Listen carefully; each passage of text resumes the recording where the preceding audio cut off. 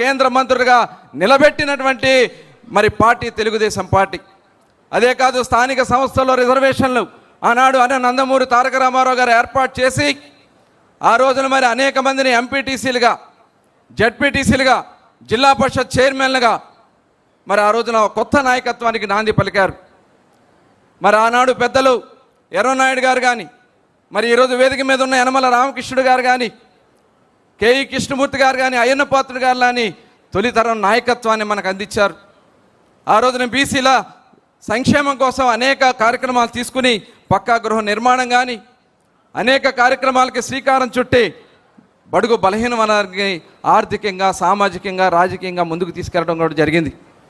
ఆ రోజు మొట్టమొదటిసారి రెసిడెన్షియల్ స్కూల్స్ విధానాన్ని తీసుకురావడం, అదే పరంగా స్కాలర్షిప్లు ఏర్పాటు చేయటం, బీసీ కార్పొరేషన్లు, బీసీ ఫెడరేషన్లు ఏర్పాటు చేయటం, అలాగే గౌరవనీయులు పెద్దలు చంద్రబాబు నాయుడు గారు ముఖ్యమంత్రి అయిన తర్వాత ఆ రోజున బడుగు బలహీన వర్గాల కోసం 90% సబ్సిడీతో ఆదరణ స్కీమ్ తీసుకొచ్చి ఆ రోజున ఆధునిక పనిముట్లు అందించినటువంటి విధానం ఈ సందర్భంగా గుర్తు చేస్తూ ఉన్నా.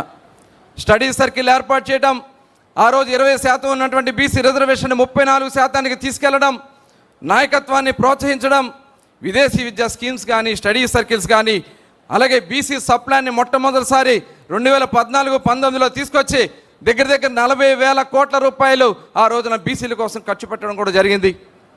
అదే కాకుండా నామినేటెడ్ పోస్టుల్లో ప్రాధాన్యతనిచ్చి టీటీడీ చైర్మన్ కానీ, ఏబీఐసి చైర్మన్ లాంటి అతి కీలకమైనటువంటి పదవులు మనం ఆ రోజున బలహీన వర్గాలకు ఇవ్వడం కూడా జరిగింది. కానీ దురదృష్టం, జగన్మోహన్ రెడ్డి మాయ మాటలు చెప్పి అధికారంలోకి వచ్చాడు 2019లో. బీసీలు ఓచకోత మొదలైంది.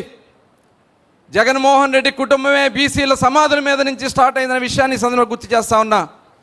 జింకా వెంకట నరసయ్య అనే ఒక బీసీ సోదరుడి మైనింగ్ని కబ్జా చేయడం కోసం ఆ రోజున రాజారెడ్డి వాళ్ళ తాత రాజారెడ్డి హత్య చేసి ఆ రోజు నుంచి వాళ్ళ పునాదులు స్టార్ట్ అయినాయి. మరి ఆ రోజు నుంచి మన మీద అనేక కక్ష సాధింపుల కార్యక్రమాలు చేశారు. 34% ఉన్నటువంటి బీసీ రిజర్వేషన్ని 24%కి తగ్గించారు. అదే రకంగా ఎవరన్నా ప్రశ్నిస్తే వాళ్ళ మీద కేసులు, నిలదీస్తే దాడులు, హత్యలు మనం చూసాం. తోట చంద్రయ్య లాంటి నిబద్ధత కలిగినటువంటి తెలుగుదేశం పార్టీ నాయకుల్ని అతి కిరాతకంగా రోడ్డు మీద పీకలు కోసి చంపేశారు. అదే రకంగా అమర్నాథ్ గౌడ్ మీద పెట్రోల్ పోసి తగలబెట్టేశారు. ఇలాంటి అనేక కార్యక్రమాలు చేయటమే కాకుండా మరి అనేక మంది మీద అచ్చెన్నాయుడు గారి మీద, యనమల రామకృష్ణ గారి మీద, అయ్యన్న పాత్ర గారి మీద కేసులు పెట్టి, నా మీద కూడా ఒక హత్య కేసు పెట్టి మనల్ని ఎన్ని ఇబ్బందులు పెట్టారో చూసాం. కానీ మనకు ఆనాడు చంద్రబాబు నాయుడు గారు అండగా నిలబడ్డారు. అలాగే 56 సాధికార కమిటీలు మనం ఏర్పాటు చేసుకున్నాం. కనీసం పంచాయతీ కార్యాలయాలు కూడా అడుగు పెట్టినటువంటి బీసీ వర్గాల్ని ఆ రోజున సాధికార కమిటీలుగా ఏర్పాటు చేసి రాష్ట్రం అంతా కూడా తిప్పి ఇవాళ మనం అధికారంలో రావడానికి కీలక పాత్ర బీసీ సోదరులు పోషించారు. మరి ఈ రోజున మనకు ఒక ధైర్యాన్ని కల్పించారు. యువగళం పాదయాత్ర ద్వారా మన యువ నాయకుడు నారా లోకేష్ గారు వెళ్ళిన ప్రతి ప్రాంతంలో కూడా బీసీ వర్గాలని దగ్గరికి పిలిపించుకొని నేనున్నానని చెప్పి ఒక భుజం తట్టి బీసీ గళంగా నిలబెట్టినటువంటి విషయం. అదే కాకుండా రేపు మన ప్రభుత్వం వచ్చిన వెంటనే బీసీ రక్షణ చట్టాన్ని ఏర్పాటు చేస్తామని చెప్పి ఆ రోజు ఒక ధైర్యాన్ని కల్పించి ఈరోజు ఆ బీసీ రక్షణ చట్టాన్ని మనం ఈరోజు ముందుకు తీసుకురాగలుగుతా ఉన్నాం. అలాగే ఇవాళ అధిక ప్రాధాన్యతనిస్తూ ఉన్నాం. ఈరోజు నామినేటెడ్ పోస్టుల్లో 34% రిజర్వేషన్ మనం అమలు చేస్తూ ఉన్నాం. అలాగే 56 కార్పొరేషన్ని ఇవాళ కమిటీలు ఏర్పాటు చేసుకున్నాం. చేనేత, మత్స్యకార, అదేవిధంగా గౌడ సోదరులకి, గీత కుల కార్మికులకి 50 సంవత్సరాలకి పెన్షన్లు ఇస్తూ ఉన్నాం. ఆదరణ స్కీమ్కి 1000 కోట్ల రూపాయలు ఇవాళ కేటాయించుకుని ఇవాళ కార్యాచరణ చేసుకోబోతా ఉన్నాం. విదేశీ విద్య మళ్ళీ పునరుద్ధరించుకున్నాం. బీసీ స్టడీ సర్కిల్స్ కానీ, ఐఏఎస్, ఐపీఎస్ కోచింగ్ సెంటర్లు కానీ 34% రిజర్వేషన్లు మళ్ళీ స్థానిక సంస్థలో కల్పించడానికి కానీ ఇవాళ మళ్ళీ ముందుకు వెళ్ళబోతా ఉన్నాం.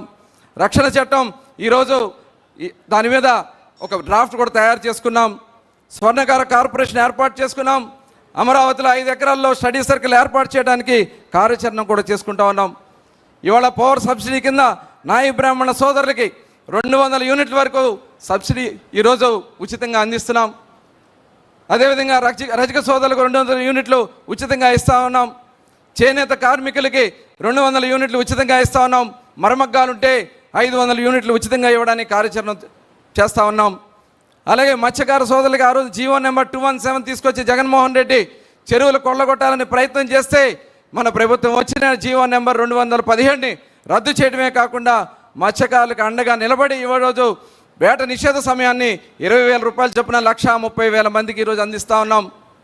మొన్ననే ముఖ్యమంత్రి గారు నెల్లూరుకి వెళ్ళి వాళ్ళందరికీ అందించడమే కాకుండా అక్కడ బోట్లు చెన్నై నుంచి వస్తున్నటువంటి బోటు సమస్య ఉంటే ఆ బోటు సమస్యను పరిష్కారం చేసి 240 కోట్ల రూపాయలు 60% సబ్సిడీతో బోట్ల నిర్మాణం చేసుకోవడానికి కూడా ఇవ్వడం కూడా జరిగింది.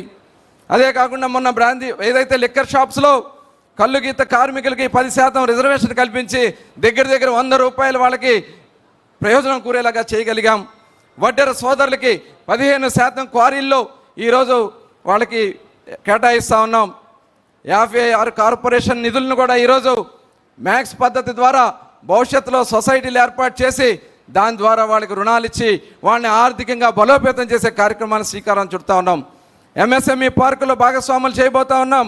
స్కిల్ డెవలప్మెంట్ చేసి వాళ్ళ చేతి వృత్తులు కుల వృత్తుల్ని ముందుకు తీసుకెళ్ళబోతా ఉన్నాం.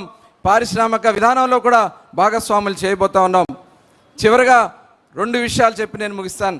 మన నాయకులకి ఎంత నిబద్ధత ఉందనే దానికి ఇదే ఒక నిదర్శనం.